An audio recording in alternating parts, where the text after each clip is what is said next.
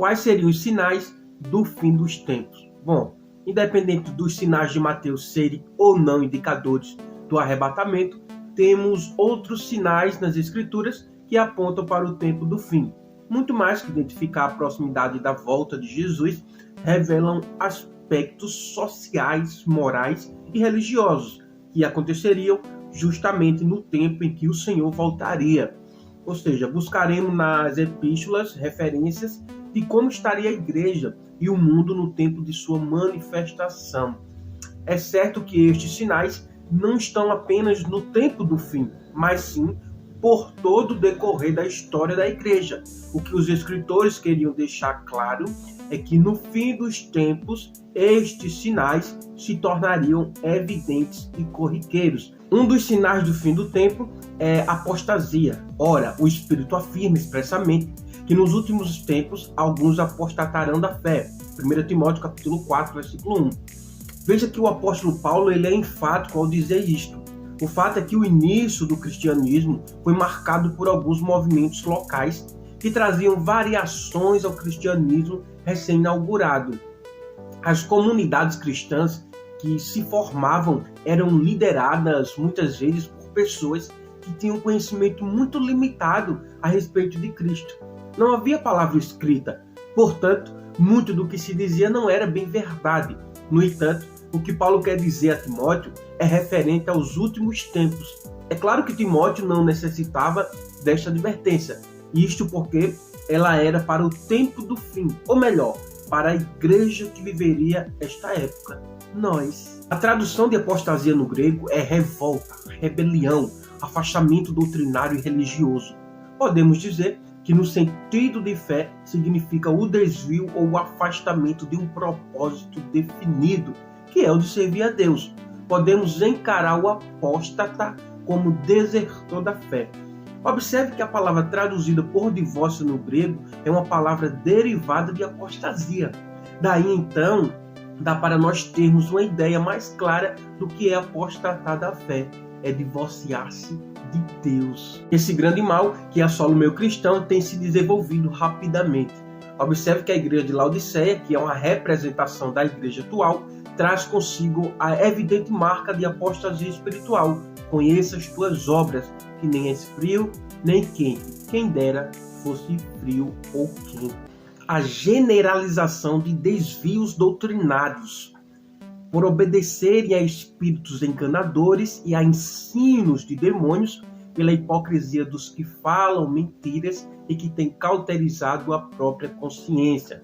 1 Timóteo, capítulo 4, versículos 1 e 2. Hoje, o estado de frieza e indiferentismo toma conta das igrejas que se tornam a cada dia mais politizadas e menos espirituais, mais humanistas e menos cristocêntricas. O uso de filosofias e práticas espíritas, a criação de doutrinas que giram em torno da prosperidade plena, ensinos sobre a obrigatoriedade de Deus abençoar seus servos, etc., formam um novo quadro teológico de muitas igrejas. A verdade é que virou um bom negócio. Todo esse desvio doutrinário vem criando uma geração de cristãos puramente místicos, aversos à sã doutrina.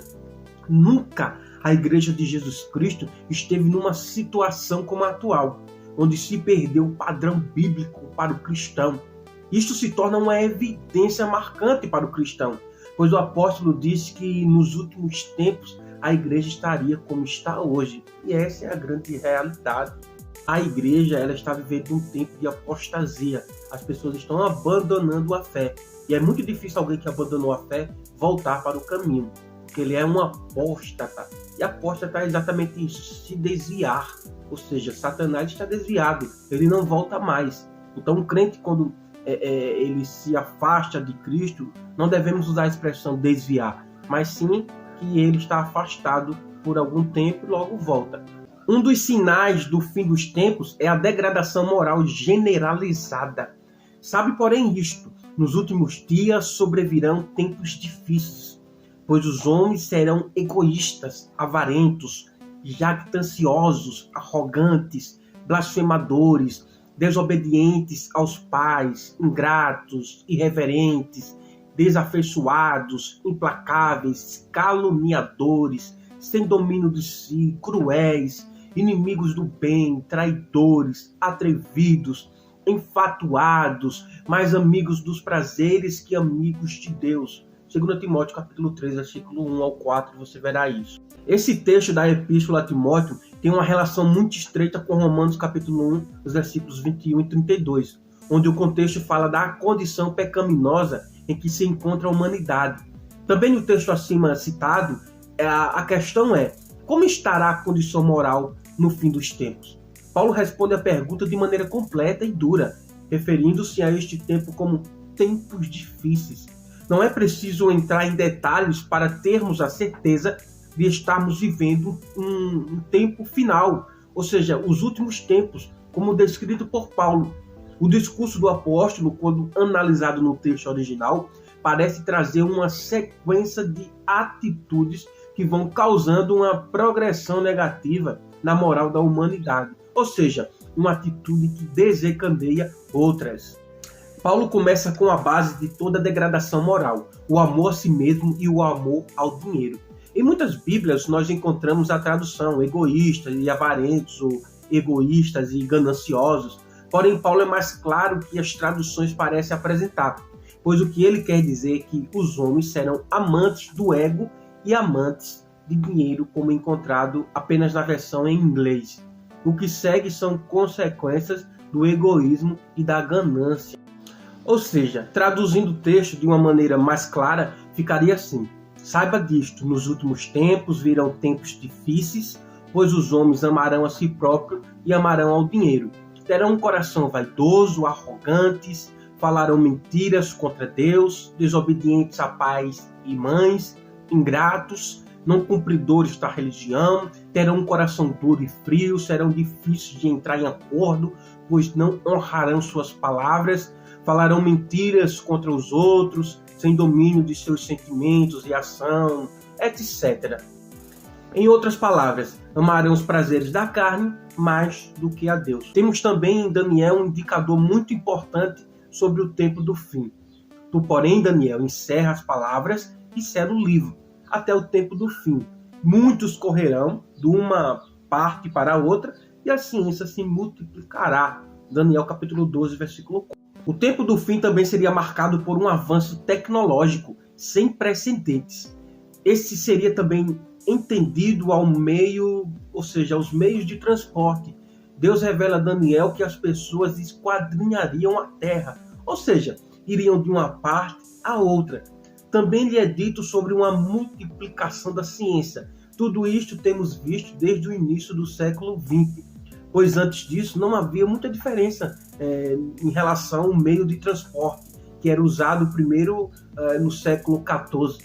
Lá as pessoas andavam em carros de boi, as engrenagens dos maquinários eram extremamente rudimentares, não havia equipamentos eletrônicos e etc. Só que em nossos dias a ciência já procura criar clones de humanos, e há aqueles que dizem que já conseguiram fazê-los nascer. O fato é que tudo vem indicando que o tempo do fim mencionado por Deus a Daniel tem todas as características de nosso tempo. Quanto à profecia em Apocalipse sobre o uso de um número 666 para uma identificação mundial, já é totalmente possível. Temos meios que possibilitam hoje sua existência, como por exemplo, o sistema de códigos de barras. Aliás, este já está sendo descartado, pois já está sendo produzido o biochip, que pode conter quantas informações forem necessárias sobre seus usuários. Só que eu quero enfatizar aqui que a marca da besta será um número visível e não espiritual. Mas esse é assunto para um outro vídeo. Se você quer que eu fale sobre isso, deixe nos comentários que eu vou gravar um vídeo, ok? Um dos sinais do fim dos tempos é a restauração de Israel. Isso tem que acontecer. A restauração de Israel. Tem que acontecer isso no fim dos tempos. No texto de Ezequiel, capítulo 37, versículo 1 ao 14, vemos a profecia referente à restauração nacional, moral e espiritual de Israel. Também em Lucas, capítulo 21, versículo 20 e 24, Jesus profetiza sobre a dispersão de Israel, o qual seria dominado pelos gentios Quando, porém, vir de Jerusalém sitiada de exército, saber que está próxima a sua devastação. Então, os que estiverem na Judéia, fujam para os montes, os que se encontrarem dentro da cidade, retire-se, e etc. Dá uma olhada no texto. Este tempo em que os gentios dominariam sobre Israel é representado pela estátua vista em sonho por Nabucodonosor, no capítulo 2 de Daniel. Esta sucessão de governos gentios tinha um tempo para dominar sobre o Israel, e é durante este tempo que os israelitas deveriam ser exilados de sua terra.